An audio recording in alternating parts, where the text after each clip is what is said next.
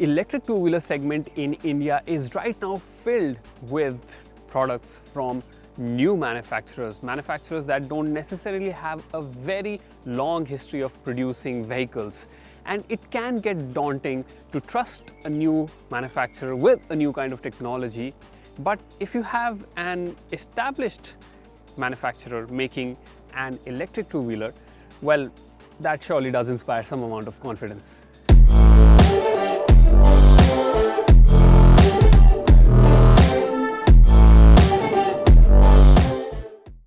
This is the Chetak EV. The name Chetak itself has a long history, and so does the brand Bajaj. While the Chetak EV might not have had the stellar start that you would expect from a name like this, Bajaj is seriously taking things in their hands now in 2023 and increasing the production, reducing the cost and expanding their network. So, with more than 65 cities under their belt already, the Chetak is now readily available at many dealerships across the country, which means that a lot of you are finally going to have access to this electric scooter.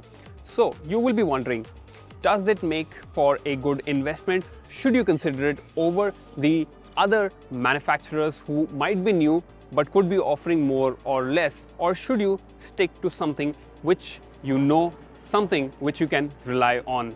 Well, all of this we'll find out in today's video. Now, there's no point in talking about the little intricacies of the design because we've all seen the scooter. It's been in the market for a while now, so you yourself can judge how the scooter looks. Personally, I do like the mixture of retro and modern touches in this, especially the headlamp cluster with the LED DRL, which looks really nice. And the overall build quality is also commendable. If I have to point out a few things that could have been better, then I will point towards the switch gear. The buttons themselves are pretty decent, but I feel they could have been slightly more premium to touch. Another thing that could do with a little bit of improvement are these mirrors. Right now they have been styled in this kind of triangular shape to mimic the Chetak logo. But I feel if they were broader at the ends, they would provide better visibility of the traffic behind you. Right now, you do get to see a fair bit, but I do feel if the mirrors were slightly bigger, I'd have better visibility of what is coming behind.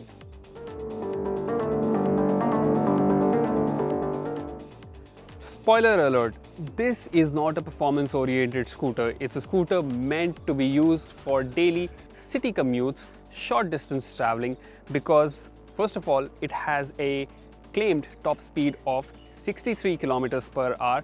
If you're thin like me, then you might see a higher figure also that is indicated on the speedometer.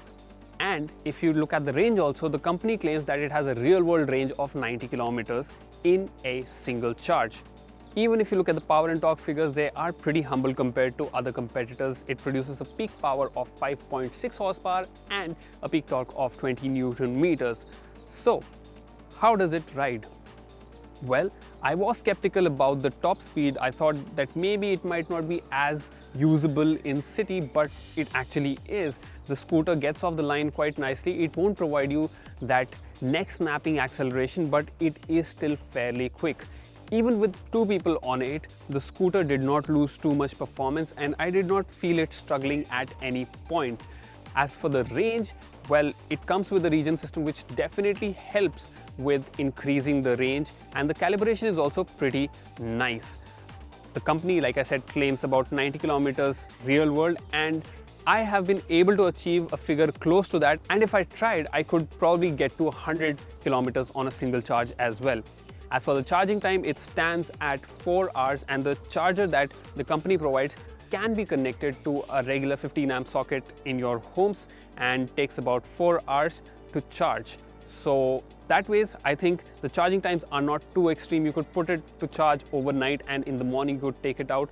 And most of the people don't really commute more than 50 to 60 kilometers within the city in one day. So that ways, the range is adequate for daily use. Yes, if you want something that you don't have to charge every single day, then you might want to look elsewhere. Or if you want something which can inspire a lot more fun quotient and give you a lot more adrenaline, then you'll have to look elsewhere. Now, my riding experience has been mostly smooth. I did not encounter many software glitches Just one thing that bothered me twice in my 4-day commute was that sometimes when you slow down and then you try to get off again, it feels as if it has applied the brakes, and the scooter takes a second or two to react, which can be a little jarring at times.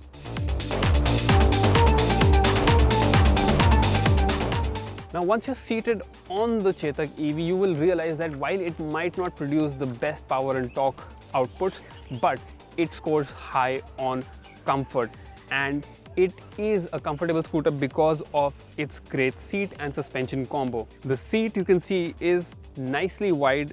It's accessible. I'm 6 feet tall and I can easily plant my feet, both of my feet, down on the ground. So if you're a little shorter, you can still easily find your footing on this scooter. Even if you're seated at the back, then there is enough space for you. You sit in a fairly neutral position. You can see I'm sitting upright and the handlebar is within reach. I have enough space for my feet on the floorboard. If you're taller than 6 feet, then maybe you might find this place a little too cramped, but I think people my height and shorter than me will find this perfectly fine. And on my rides, even during in traffic and on the longer commutes, I did not find the scooter to be tiring because of the relaxed riding position combined with a great suspension. Then we come to the suspension, which again has a great tuning. In city, you have a lot of bad roads, potholes and speed breakers, and this scooter just glides over them. It does a real good job of soaking in all the shocks and not transmitting too much to you, the rider, or the pillion. Coming to the tires, well, that is where I feel that Bajaj could do a little better, because I know this is an EV, so they would want a tire that provides the least amount of friction. But what happens is that I feel the tire is a bit too narrow, and what that results in is that when you are taking a turn, or if you're on a surface which is not as nicely paved as this one, then you might feel that the scooter is sort of trying to dip, and you don't get that same amount of confidence that you would get on maybe some other scooters. So that is one area where maybe some work can be done.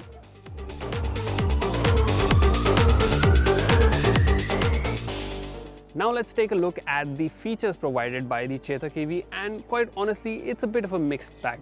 I'll tell you why. Let's start off with the instrument cluster, which is a circular all-digital unit, but it is not a color display and it's not very bright. So if you're under direct sunlight like we are right now, it can get a little hard to read the information on the display at times. There is a premium model which has just been launched, which comes with a colored display, but that costs 30,000 rupees more than this one. And that frankly is a little bit too much, I guess. You can also connect the scooter with your smartphone via an app and access some features, but they're not as fleshed out as some other scooters. You don't get turn-by-turn navigation with this. The scooter also gets self-cancelling turn indicators, which means that if you point towards the left and then bring the handlebar back, then it will automatically cancel out the indicator. This is something that you see in cars, and it is available on this scooter as well. It works nicely for the most part, but sometimes if you're taking a turn where your handlebar is not completely turned, then it does not cancel out. I feel that when you turn on the indicator, it should also give an audible beep. This way you can be sure that the indicator is on or off, because sometimes what happens is you take a turn, you switch on the indicator and you think that it might correct itself, but it does not. So sometimes you're riding straight but your indicator is on, unless you look down and see that it is on and switch it off yourself. Now, next up we have the practicality aspect of this scooter, and that way is, again, this is a very practical scooter because you get not one but two storage spaces. You have a small place here at the front and obviously the underseat storage of 18 liters, and the cavity inside the seat is very nicely made, so you can fit a small bag, maybe some books or some other things. Even a small helmet can fit, not a full size helmet of course. And at the front you can store maybe your charger. You also have a USB port, so you can use that cavity for charging your phone when you are on the go. You also get a luggage hook right here, nicely tucked in the seat under the Chetak logo, which has a max load of 3 kilograms. And you also get a parking brake right here. You can use it to keep the scooter stationary. Speaking of stationary things, you also get hill hold assist, which means that if you are on an incline, the scooter will know that and won't roll back. So this is really helpful if you're coming out of a mall parking which is underground, or if you live in a hilly area.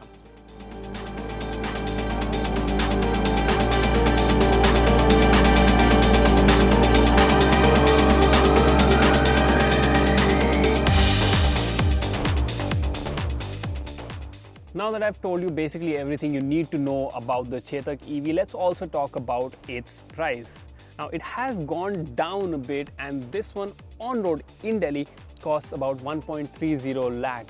And for the performance that it provides, I do feel that maybe it's still a bit too much. There is another premium version which costs 30,000 rupees more than this one, and that provides you with new color options and a color instrument cluster. If you're someone who wants outright performance, if you want a scooter which can go on highways, or if you want a scooter which has more features, then you would not mind putting in a little more money and getting some of Chetak's competitors. But if you want something which is reliable, which gives you less features, but whatever features it has, they work pretty well, or if you have a sentimental value and attachment to the Chetak name, then definitely you would want to go for the Chetak EV. It's still a pretty solid product, just held back by its pricing, and I hope that maybe in future Bajaj drops the price of the scooter, or maybe provides more features, more performance at the same price point. Well, those were all of my thoughts on the Chetak EV. I would definitely love to know what you think of this scooter, and if you would like to buy it, and if you will buy it, then what will be the feature or the aspect that would make you buy this. Put your thoughts in the comments below, and while you're doing that, you can also like this video if you like the information that was provided, subscribe to our channel and hit the bell icon so that you know whenever we put out a new video. This is me, Akash Paul, signing off for now. Until the next time we meet again, drive safe and ride safe. Bye bye.